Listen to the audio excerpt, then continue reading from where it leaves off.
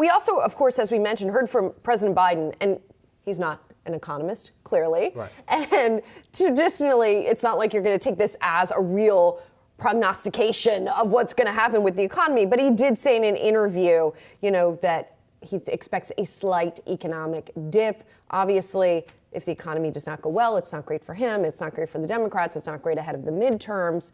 But nonetheless, it just shows you that everyone is commenting on this right now, and everyone is thinking about it. Right. From the White House, of course, the strategy would be to dampen any type of hurt that might be felt, or at least in the broader sentiment going into that potential recession, regardless of what that actually looks like. The White House going into a midterm election year, they're going to do their own positioning. The banks, they're also going to say, you know what, maybe we do have a little bit more confidence in the Fed, in a soft landing, or perhaps there's the other stance from some of the banks, and we've continued to hear from JP Morgan Chase's Jamie Dimon as well, and just talking about, I guess, the hurricane that he was seeing and forecasting earlier this year versus now, where even if there is a recession, and for the banks themselves, what they're going to have to navigate is not just the relationship with the consumers. How does the deal flow start to dry up too? Are they looking towards this being an extended or protracted period of time?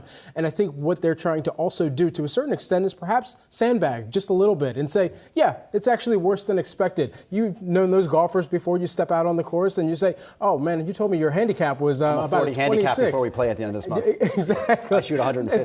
And so all that to say, there is going to be the relief that they're also trying to institute there. And so I think with all of the data points that have come out in mind, there's just one other one I wanted to raise, which is the digital price index. That came out from Adobe this morning, and it actually kind of mirrors the CPI from the Bureau of Labor Statistics. And that actually showed that electronics prices were down, digitally at least, 11% year over year, 1.2% month over month. And then in groceries, those prices, unfortunately, those continued to surge, rising about 0.8% month over month. So that kind of tees up the CPI data as well that we may be looking at. Ooh, brace yourself.